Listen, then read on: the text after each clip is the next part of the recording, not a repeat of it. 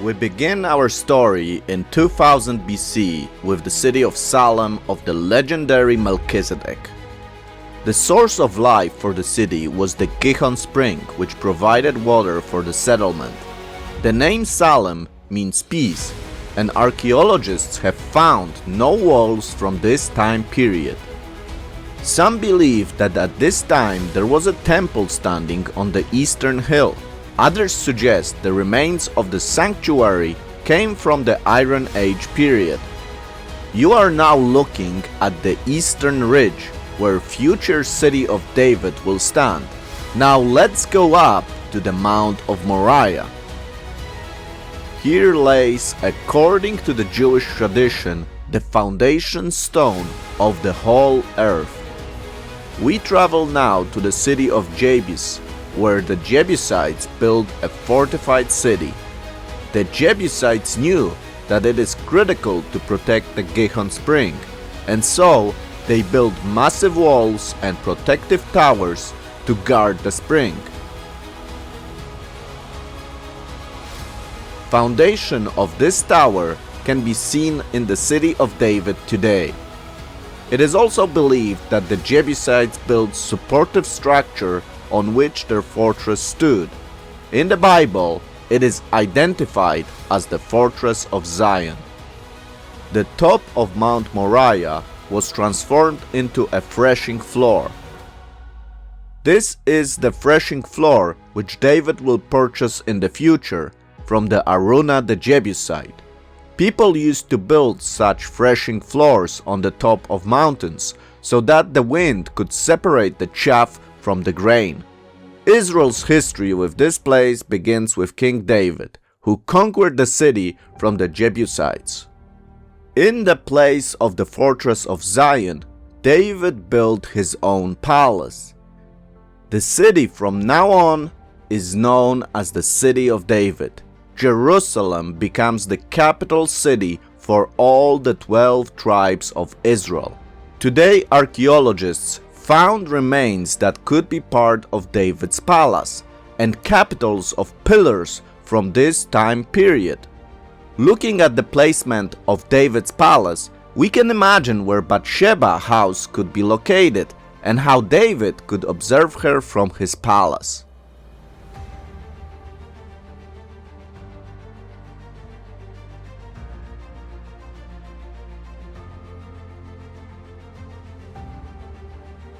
As mentioned before, on the top of Mount Moriah, David purchased the threshing floor of Araunah the Jebusite and built an altar to God. The true splendor of Jerusalem could be observed under King Solomon, who was David's son. During Solomon's rule, Jerusalem became a wonder city with great riches from around the world. People from all corners of earth would pilgrim just to experience the beauty of the city. Solomon built many spectacular buildings like the Forest of House of Lebanon, the throne room, the royal palace, and a magnificent courthouse. Of course, the most spectacular was the temple built on Mount Moriah. Let's get a closer look at those buildings. First, we visit the Forest House of Lebanon. The Bible describes the huge house as a large rectangular building divided by 4 rows of pillars.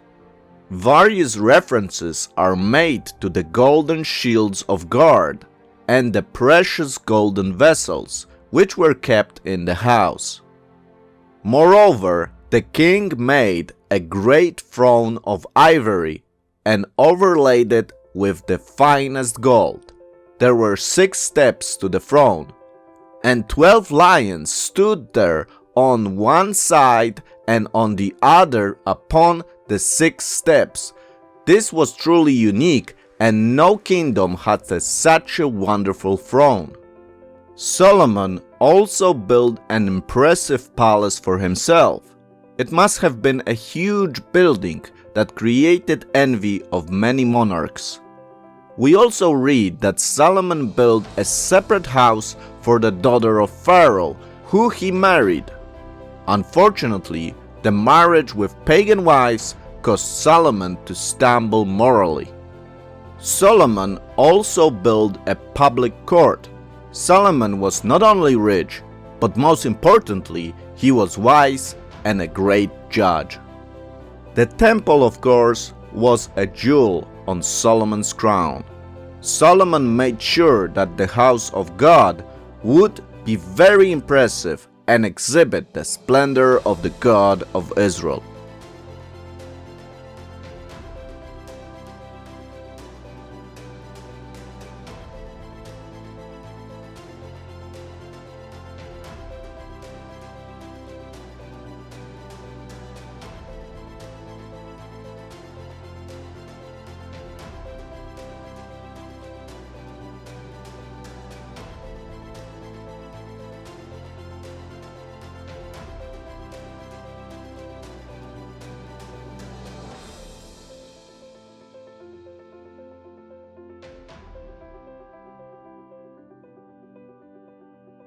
Jerusalem continued to grow, and soon the eastern ridge was too small to house the growing population.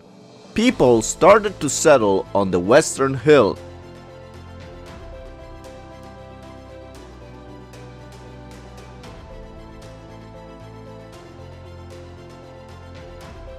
King Hezekiah builds walls to protect the new neighborhood.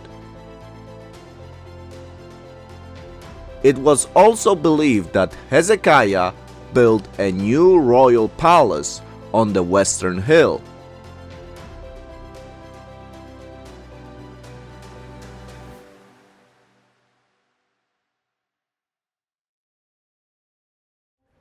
To provide the city with more water supply and protect the water source, Hezekiah built a new tunnel which directed the water to the pool of Siloam. Today, you can travel through this tunnel in Jerusalem.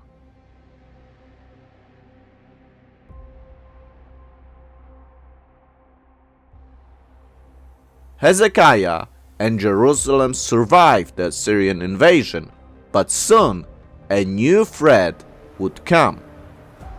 In 605 BC, Jerusalem is besieged by the Babylonian army, which destroys Jerusalem and its temple in 586 BC. People are taken to exile, and the city is destroyed for 70 years.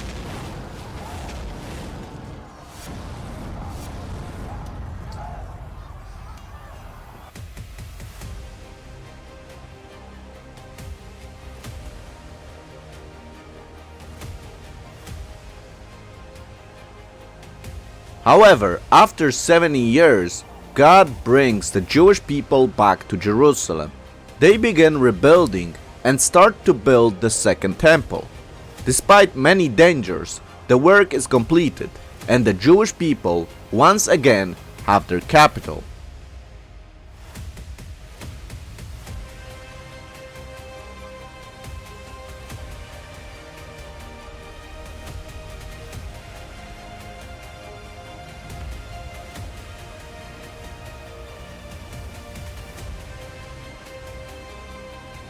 However, peaceful days are over, and soon the Greeks take control over the Promised Land. Antiochus Epiphanes forces Jews to abandon their religion. The walls of Jerusalem are destroyed, and a new fortress of Acra is built to control the Jews in Jerusalem. The Jewish people, however, rebel and destroy the Acra fortress. The uprising is known as the Maccabean Revolt, and its results are celebrated through the holiday of Hanukkah. After the Greeks came the Romans, who appoint Herod as a king of the Jewish people. This model presents Jerusalem at its peak, when Herod completed his major projects, including the expansion of the temple complex. Josephus estimates that during the holidays, Jerusalem's population could reach 1 million people. The temple needed to be expanded greatly to provide services for some many pilgrims from around the world. Here you can see a view of the city of David, but most of the important buildings were now built on the western hill. Herod's temple was an architectural miracle and resembled some of the finest engineering achievements. Herod created many new gates that led people to the temple complex. From south 2, from west 4, from north 1, and from east 2.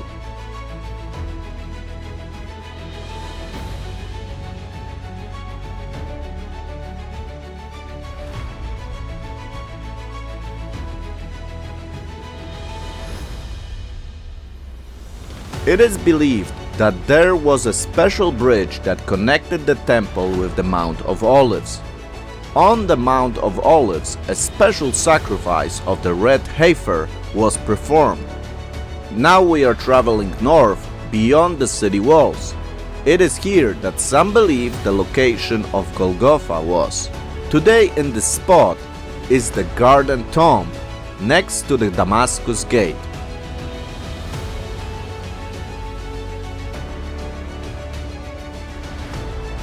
The second and more accepted location of Golgotha is where today the Church of the Holy Sepulchre stands. In those days, this place was also behind the city walls.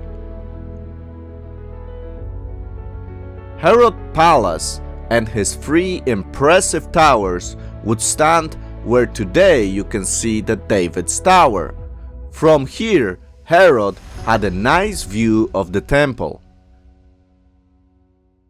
We are now north of the temple, where in those days the pools of Bethesda stood. Many people believed the waters of those pools had the power to heal.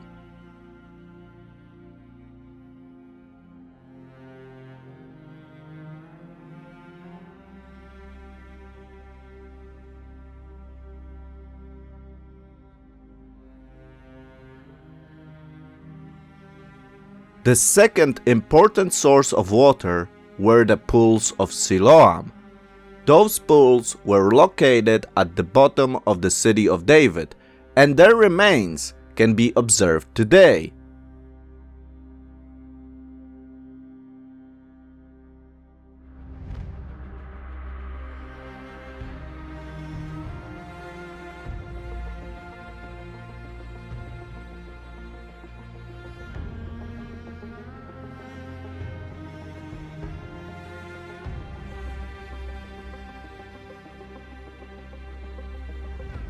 Here is another look at Herod's palace. It is believed that the Roman procurator would be housed here when he visited Jerusalem from Caesarea. On the rock scarp on the north to the temple, the Antonia fortress was built and overlooked the temple activities. Below, the Romans had additional barracks for soldiers and a separate water source. This water pool is called the Struthion Pool and can be observed today in the western tunnels under the modern Temple Mount complex. In 66 AD, the Jewish people rebel against the Romans. The rebellion is pacified by Roman legions, who eventually destroy the temple and burn Jerusalem. The Romans throw huge stones on the streets from the Temple Mount. The majority of the Jewish people are killed and the rest are taken as slaves. In 136 AD, another rebellion begins, known as the Bar Kokhba revolt. Again, the Romans suppress the rebellion. Emperor Hadrian changes the name of Jerusalem to Alia Capitolina and tries to convert the Jewish city into a new Roman pagan city. Hadrian builds a temple to Jupiter on the Temple Mount and the temple of Aphrodite on the site of Golgotha.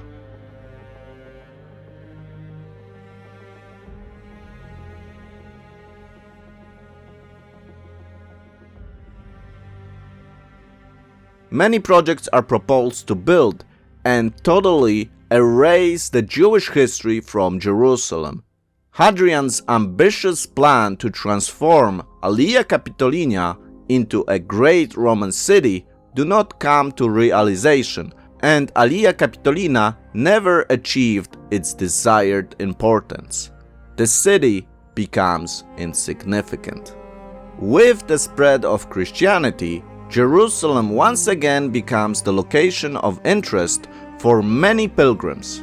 Constantine's mother Helena begins the project of building many new churches in Jerusalem.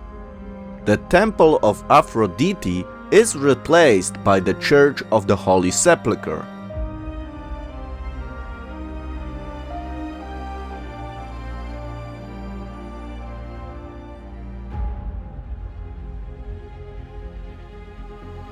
The main street in the city is now the Cardo, which ran from north to south. You can see parts of this road in the Jewish quarter in Jerusalem.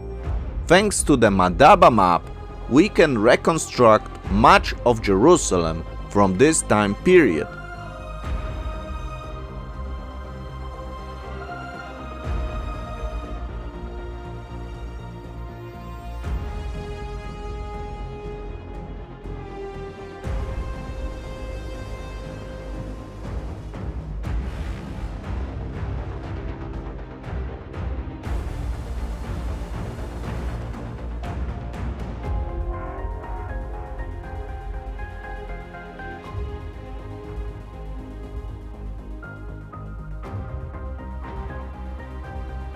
One of the biggest churches in the city was the Noah Church, meaning a new church. Also, the remains of this structure were found in Jerusalem. Other churches mentioned in this period are the Hagia Zion Church,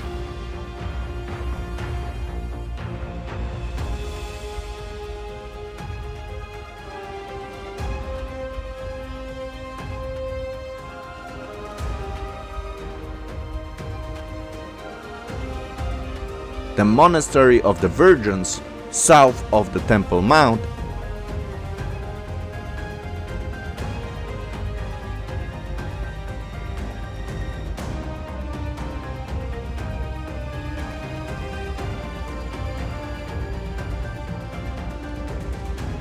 the Gethsemane Church on the Mount of Olives,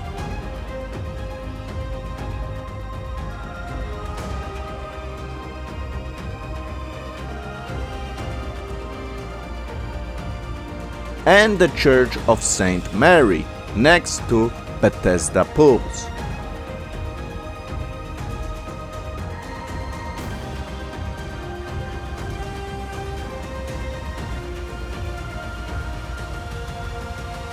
The Temple Mount at this time was not developed, and people used it as a field for growing crops.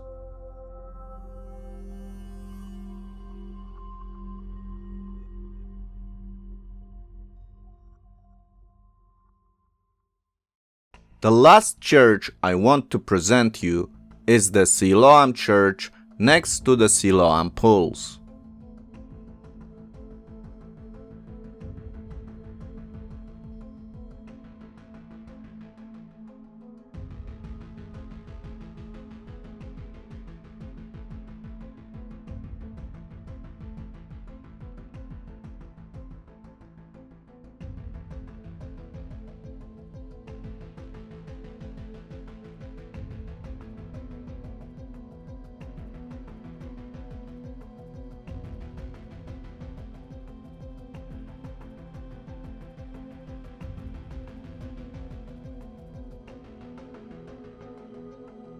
In the 7th century, a new religion floods the Middle East. Islam is now the main power in the region, and Jerusalem is eventually conquered by the Muslims and converted to a Muslim city. During this time, the Temple Mount once again regains its importance as an Islamic shrine.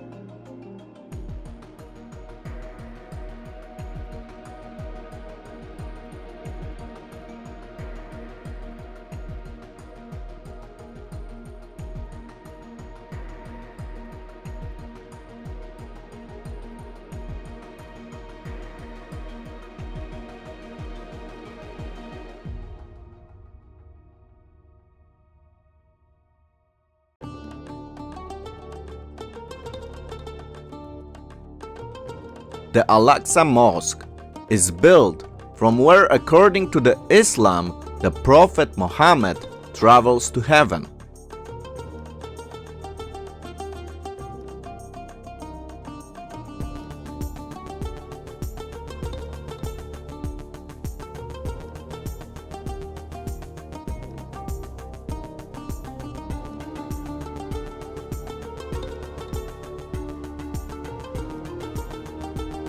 On the side where the Jewish temple used to stand, the Dome of the Rock is built. The dome covers the foundation stone.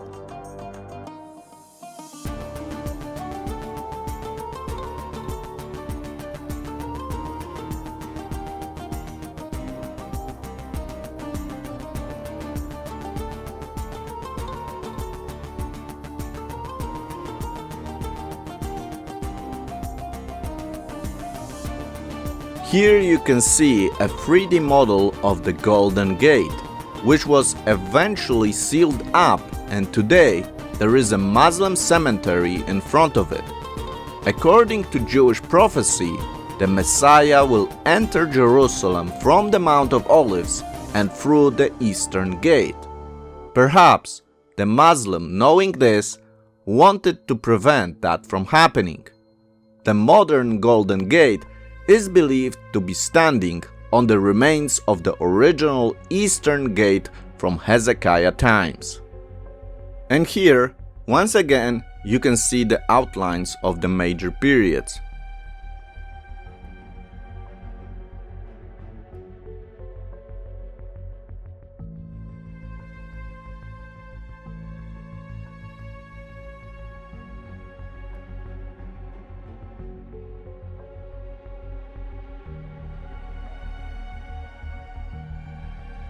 Here is a modern view of Jerusalem looking from the east. And here you can see the topography of Jerusalem, its 3 hills and 3 valleys.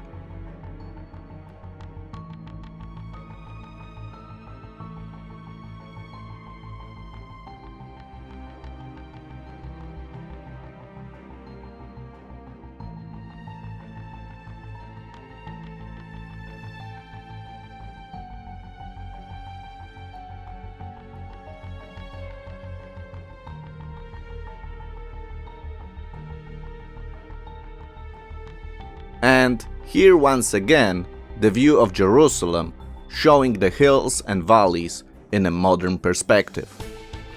Thank you for your attention. I hope you enjoyed this episode. This episode was possible thanks to many hours of creation of 3D models that took me many days. This is of course still a project in progress, and I hope to make it even more interesting. But for now, I hope you enjoyed how we moved from the different time periods thanks to the 3D models I have created.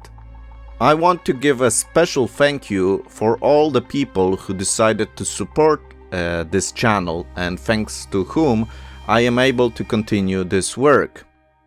If you would like to support me, you can do that by going to the main channel page and clicking the join button, or you can click on the Patreon button on the main channel page.